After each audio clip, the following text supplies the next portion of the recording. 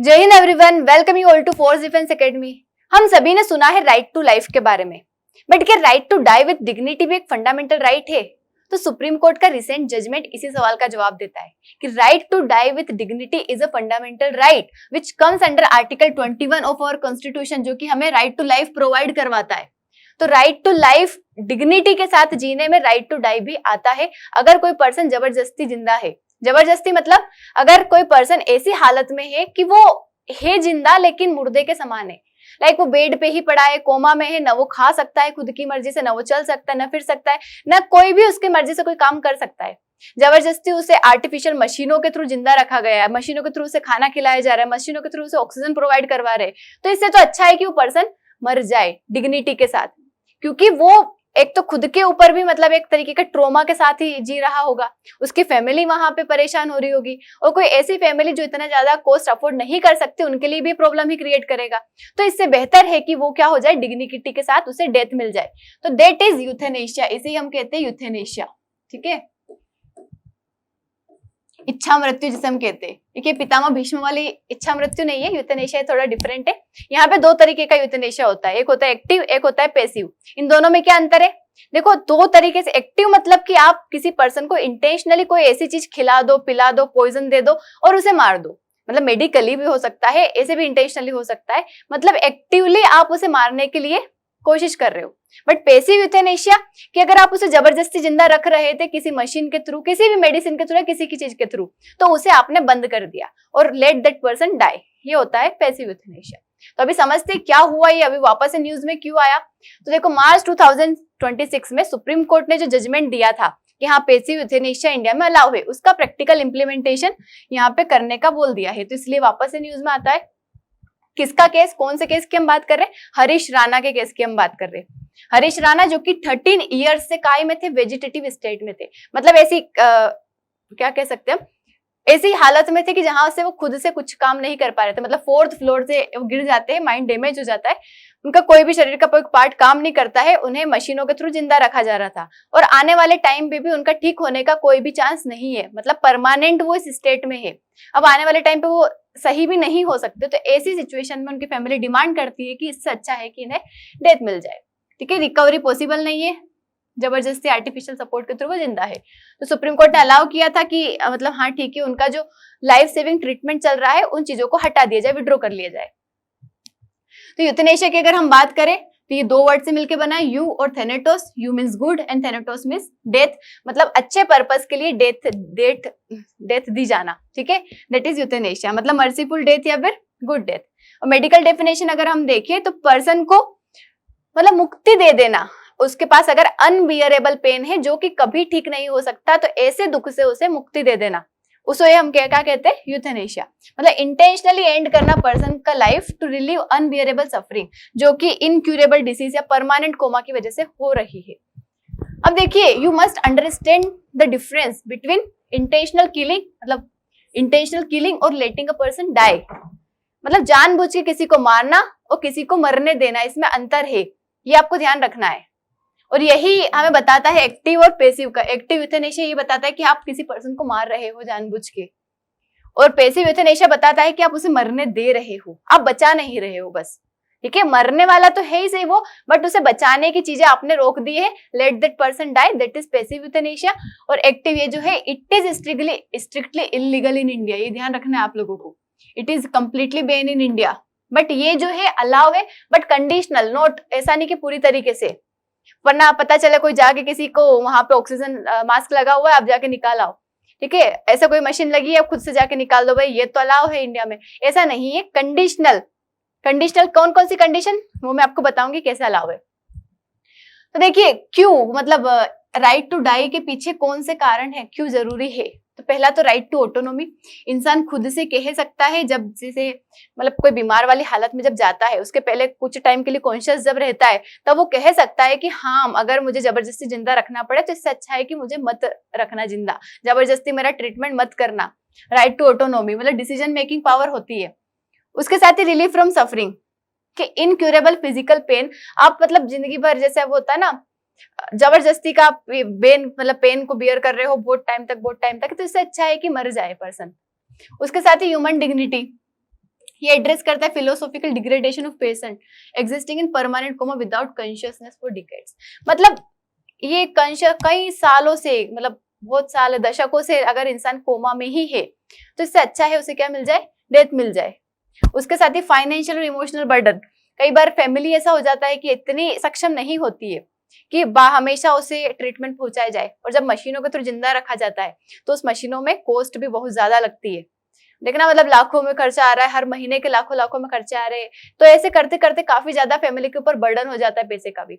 अब वो इंसान भी नहीं बचना है आगे जाके, और फैमिली के ऊपर बर्डन भी हो जाएगा, और फैमिली भी इस तरीके से खत्म हो जाएगी, वो भी एक अच्छी लाइफ नहीं जी पाएगी जो उन्हें जीना चाहिए।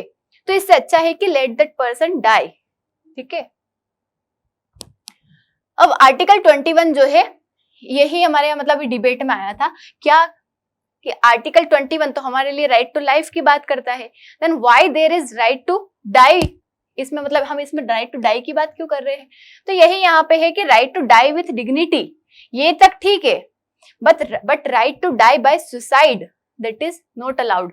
कि आप किसी को मारने की बात हम कर रहे हैं वो आर्टिकल 21 में है, लेकिन सुसाइड के थ्रू नहीं। ठीक है, ये आपको ध्यान रखना है अंतर, के सुसाइड के थ्रू मार रहे तो वो इसमें इंक्लूड नहीं है, बट जब मतलब ये आर्टिफिशियल चीजों को हटा देना वो यहाँ पे अलाउ है। अब ये देखो कहाँ से इंडिया में आया, कब से ये डिबेट में आ रहा है, तो 1996 से, मतलब ये इसकी बात होती है बट उस टाइम पे कंप्लीटली मना कर दिया जाता है कि राइट टू डाई अलाउ नहीं है।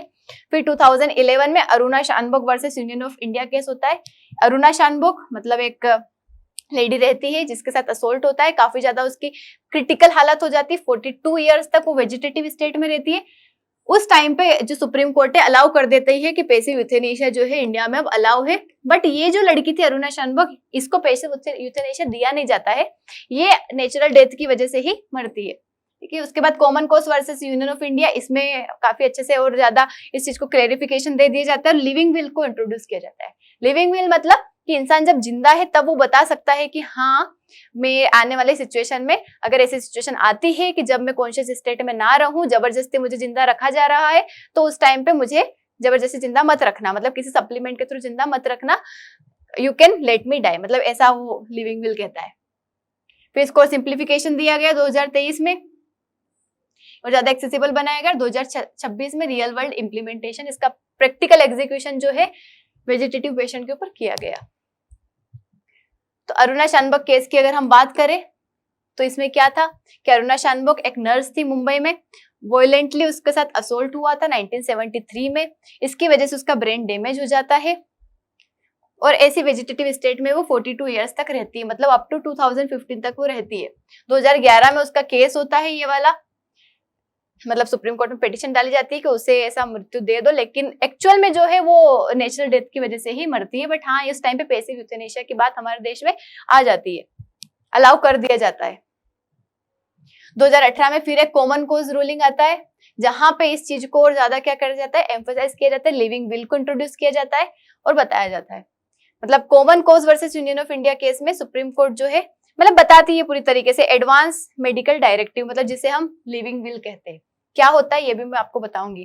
तो इसमें मतलब कॉन्शियस पर्सन जो है वो बता सकता है कि फ्यूचर में ऐसा कुछ होता है तो आप कर सकते हो। देखो इस तरीके से वो लिखा होगा एडवांस मेडिकल डायरेक्टिव, तो यहाँ पे लिखे रहेंगे पहले ट्रिगर कंडीशन, मतलब पहले बताएंगे कि हाँ ये कंडीशन है, इस वजह से ऐसा ऐसा होना चाहिए, मतलब प्रॉपर लिखा हुआ होना चाहिए, like terminal illness with no hope of recovery और अ परमानेंट वेजिटेटिव स्टेट। तो ये जो चीज अगर रहेगी तभी ये जो आपकी लीगल विल है और एडवांस मेडिकल डायरेक्टिव है ये एक्टिव होगा। रिफ्यूजल ऑफ केयर, मतलब यहाँ पे भी पूरी तरीके से मेंशन होना चाहिए कि कौन सी केयर की वो मना कर रहा है।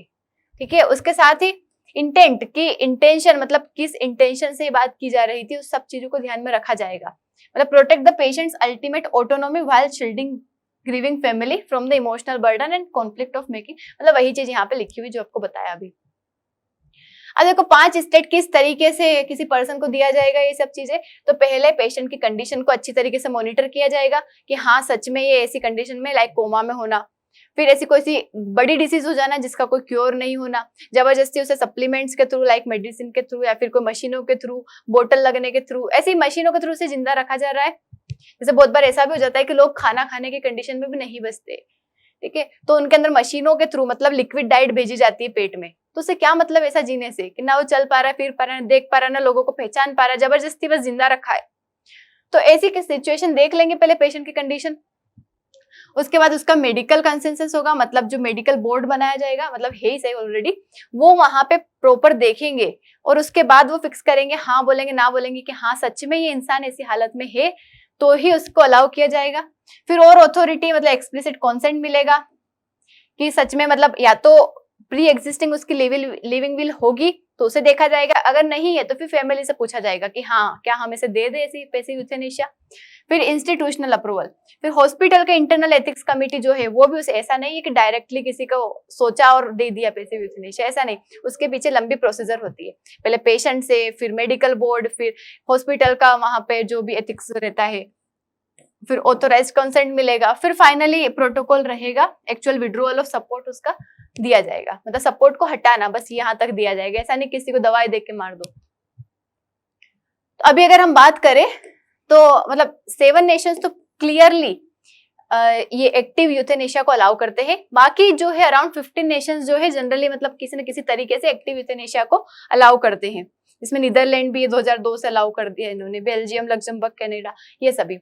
और कुछ नेशन से, कई सारे नेशन है जो कि पैसिव यूथेनेशिया को अलाउ करते हैं, जिसमें इंडिया भी अ पार्ट बन गया है।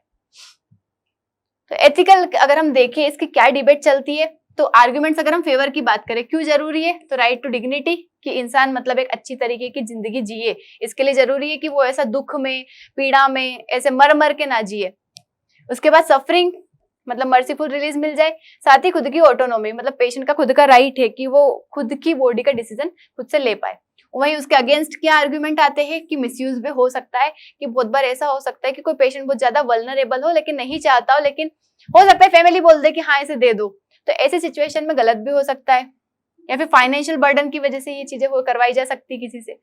उसका मेडिकल एथिक्स आ जाता है, देखो डॉक्टर का काम होता है इंसान की लाइफ को बचाना, इंसान जो है कोई भी नॉर्मल पर्सन डॉक्टर को भगवान के समान समझता है कि जिंदगी बचाएगा, और वही डॉक्टर जब ऐसे काम करेगा तो एक एथिक्स आ जाता है वहां पे जो उसे अंदर से अलाउ नहीं करेगा कि हाँ मैं इसकी जान लूं। रिलीजियस ऑब्जेक्शंस आ जाते हैं, मतलब कल्चरल और थियोलॉजिकल बिलीफ आ जाते हैं जो कि कहते हैं कि सिर्फ भगवान को ही अधिकार है किसी को जन्म देने का और मृत्यु देने का, हम कौन होते हैं कि किसी को मृत्यु दे, तो ये चीजें आ जाती है यहाँ पे। और इस चीज में कौन सी चीजें हर्डल बन रही है अभी, तो पहला तो लो अवेयरनेस, मतलब लोगों को पता ही नहीं है कि लिविंग विल नाम की भी कोई चीज होती है कि मैं पहले से लिख के चला जाऊं, लोगों को वो विल पता है जो वो रहती है ना प्रॉपर्टी वाली, कि हाँ मेरे बाद मेरी प्रॉपर्टी इसको मिलेगी, लेकिन इसके बारे में अवेयरनेस नहीं है कि मैं पहले से लिख के चला जाऊं कि अगर मैं अनकॉन्शियस स्टेट में चला जाता हूं तो उस टाइम पे मुझे पैसिव यूथेनेशिया दे दिया जा सकता है, मतलब ऐसा कुछ पता नहीं है, अवेयरनेस नहीं है, तो इसलिए कोई एग्जीक्यूट नहीं कर पाते, क्योंकि हमें डर है ना, हम अपनी मर्जी से कैसे किसी को दे दे जब तक उसका खुद का कॉन्सेंट नहीं है, उसकी फैमिली का नहीं है। उसका कल्चरल सेंसिटिवनेस आ जाता है, क्योंकि हमारा जो देश है मतलब ये रिलीजन हो गया या कल्चरल चीजें हो गई, इन चीजों से काफी ज्यादा जुड़ा है, तो किसी को डायरेक्ट मार देना हमारे लिए मतलब एक मन नहीं करेगा, ठीक है। एथिकल डायलेमा आ जाता है, डॉक्टर खुद ही पर्सनल और प्रोफेशनल उनको हेजिटेशन होगा किस तरीके से किसी को डेथ दे दे। उसके बाद लाइबिलिटी, मतलब प्रेजेंट एंजाइटी रहेगी, मतलब हो सकता है मिसयूज हो जाए, subsequent legal action by dissenting relatives, मतलब एक लाइबिलिटी का भी डर रहता है कि सच में जैसे ऐसा भी हो सकता है ना कि फैमिली मेंबर ही इंटेंशनली चाहता हो कि इस इंसान को खत्म करवा दिया जाए, ठीक है, ये भी तो यहाँ पे कंसर्न आ सकता है कि जरूर नहीं कि उसे सही डेथ ही मिले, वो इंसान नहीं चाहता हो खुद से कि मैं मरूं, लेकिन फैमिली वाले बोल दे अगर वो उस टाइम पे अनकॉन्शियस हालत में हो, तो वो भी गलत हो सकता है यहाँ पे। साथ ही लेजिस्लेटिव, मतलब ये क्लियर कोडिफाइड पार्लियामेंट्री लेजिस्लेशन नहीं है, ठीक है, अभी हम जुडिशियल गाइडलाइंस पे ही रिलाई कर रहे हैं, मतलब हमारे कॉन्स्टिट्यूशन में बात करें तो कहीं पे भी अभी तक एग्जैक्टली लिखा हुआ नहीं है। तो यही है कि इस चीज को बैलेंस करना, एक तो इंडिविजुअल राइट, इंसान का अधिकार है कि वो अपने दुख पीड़ा से रिलीफ पा सकता है, ऐसी लिविंग विल लिख सकता है, ऐसा राइट क्लेम कर सकता है डिग्निफाइड डेथ का। साथ ही स्टेट की रिस्पॉन्सिबिलिटी है कि वो प्रिवेंट करे मिसयूज का, मतलब उसका अधिकार है वो ठीक है, लेकिन इसे प्रिवेंट करना है किसी मिसयूज का, कि किसी को गलत तरीके से ना, मतलब हो सकता है कि वो नहीं मरना चाहता फिर भी जबरदस्ती मार दे जाए, या फिर कहीं से कोई प्रॉब्लम हो जाए, मतलब मेडिकल बोर्ड वगैरह जो बनाए गए उन्होंने प्रॉपर तरीके से उस चीज की मतलब स्क्रूटिनी नहीं की और वहां पे किसी को गलती से मतलब डेथ मिल जाए, तो ऐसा नहीं होना चाहिए। यहाँ पे प्रॉपर मेडिकल प्रोटोकॉल्स को फॉलो होना चाहिए। स्ट्रिक्ट सेफगार्ड्स होने चाहिए। तो इस तरीके से जो स्टेट की रिस्पॉन्सिबिलिटी है कि किसी को भी गलत डेथ ना मिल पाए। तो यही चीज हमने यहाँ पे देखी है कि पैसिव यूथेनेशिया अभी इंडिया में अलाउ कर दिया गया है, एक्टिव अभी भी अलाउ नहीं है। तो that's all about euthanasia. I hope आप लोगों को समझ आया होगा, और आपकी क्या राय है इसे कमेंट में जरूर बताना है। That's all for today. Thank you so much. जय हिंद।